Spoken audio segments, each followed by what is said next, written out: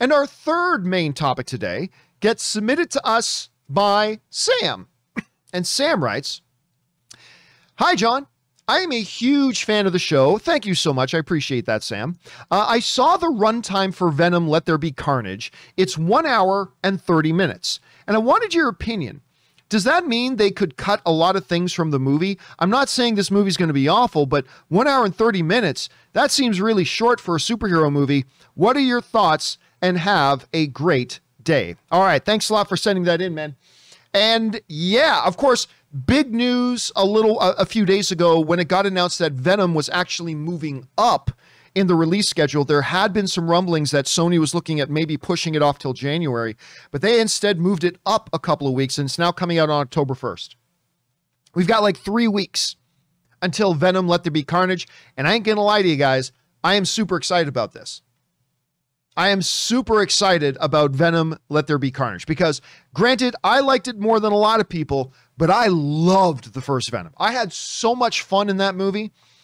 I didn't know, I mean, I expected it would be good, but I wasn't expecting how much fun I had with it. I smiled, laughed. I brought my brother-in-law, Ray, who does the graphics on our show. So Ray and I went to it, and we were just like, that was great. I had so much fun with it. And of course, it was a runaway smash hit, making over $800 million at the box office. And especially, so I was looking forward to a sequel anyway, but especially when they announced that Andy Serkis was going to be coming in to direct. And Andy Serkis has been doing a lot of good work behind the camera. So when they announced that he was going to be coming in to direct this thing, I got even more excited for it, and I'm pumped for it. Now, we have not heard about what the runtime on Venom is going to be.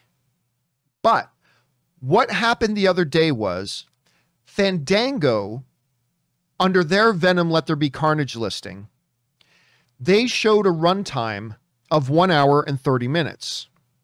Since that time, a number of movie theater chains, including chains like AMC Theaters, have started listed Venom, Let There Be Carnage, their runtime as 90 minutes. 1 hour and 30 minutes. And it was like Obi-Wan in Star Wars.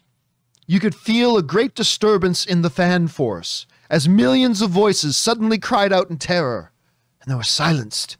By the way, our friends Kevin Cow and the Batman send in super chat badges in the live chat. Thank you guys. I appreciate it.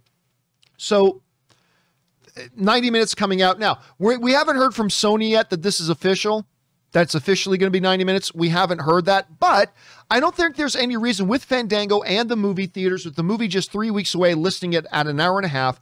I don't think there's any real reason to believe it's not going to be 1 hour and a half. It might not be. We might hear from Sony soon enough. And I'm already hearing some people panicking.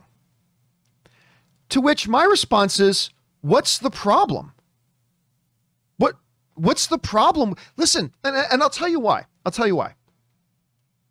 Because what is normally my most common complaint? Now, there's a lot of different issues you can have with different movies, but even amongst a lot of movies I like, my common personal complaint usually is they could have shaved like 10, 15 minutes out of it. It could have shaved, like, this movie, you could have lopped an entire half hour out of this movie, would have been better. If you just took the edit razor blade and just cut like 12, 13 minutes out of this movie, it would have been tighter. It would have had better pace. It would have flowed better. Like, for me, I'm normally complaining that even in movies I really like, that they could have slimmed it down a little bit to give it better pace and just have a better flow, right? Some movies are great and perfect at 3 hours, but some movies are great and perfect at 90 minutes. There's a misconception amongst a lot of movie fans that longer equals better, and that is simply not true. There are some movies where the longer runtime suits that movie better, and that works. But there's also a lot of movies that a shorter, tighter package would have been better suited for that movie, and it works.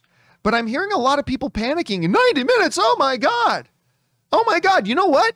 Lion King, that a lot of us believe is the greatest animated film of all time. Lion King is under 90 minutes. I think it's like 82 minutes or something. I can't remember, but it's around the 90-minute mark, but it's under 90 minutes. A lot of people love Zombieland. Zombieland was under 90 minutes. Wes Anderson's The Grand Budapest Hotel, that so many cinephiles love that movie. Guess what? It's right around 90 minutes. Films like Gravity, Monty Python and the Holy Grail, Doctor Strangelove. I mean, these are all movies that are like 90 minutes, some of them shorter. Some, My Neighbor Totoro is like 80 minutes or something. Look, the point is this. Venom would not be better if it was 4 hours long, and it's not better or worse if it's 90 minutes. The question is going to be when we see the movie, does the runtime fit the movie? Because a lot of movies that come out these days mistakenly think that more is better, and that's not necessarily true. Like I said, even some of the great movies that I love watching, I'll have a common complaint. Yeah, it would have flowed better if you shaved out 10 minutes here, 5 minutes there. Just where there were some unnecessary scenes that didn't need to be there. But like that, even for movies that I love, to me, I look at 90 minutes and I don't think, oh, good, that means the movie's going to be better. Not at all. But I absolutely don't look at it and say, oh, that means the movie's not going to be as good. That's ridiculous. It's completely ridiculous. It doesn't mean that at all. So, yeah, I am perfectly fine with this runtime. Because again, it's not a one size fits all. Fans, if you're one of those fans who thinks longer equals better, you're delirious. It all depends on the movie. And if this movie is going to be all killer, no filler at 90 minutes, and it hums, and it has great flow, and it has great pace, and it comes to the end of the movie and it leaves us wanting more, then guess what? 90 minutes is the perfect runtime for it. Now, if we watch the movie and we feel like, damn, they tried to do way too much in this movie with 90 minutes. This is a movie that needed another 15, 20 minutes tacked on to give a little bit more breathing room to some of these concepts they try to shoehorn into it. If that's the case, then yes, the movie should be longer. But the point is, every movie is going to be unique. Every movie is going to have its own unique runtime. The key is, does it have a runtime that fits perfectly with the movie at hand?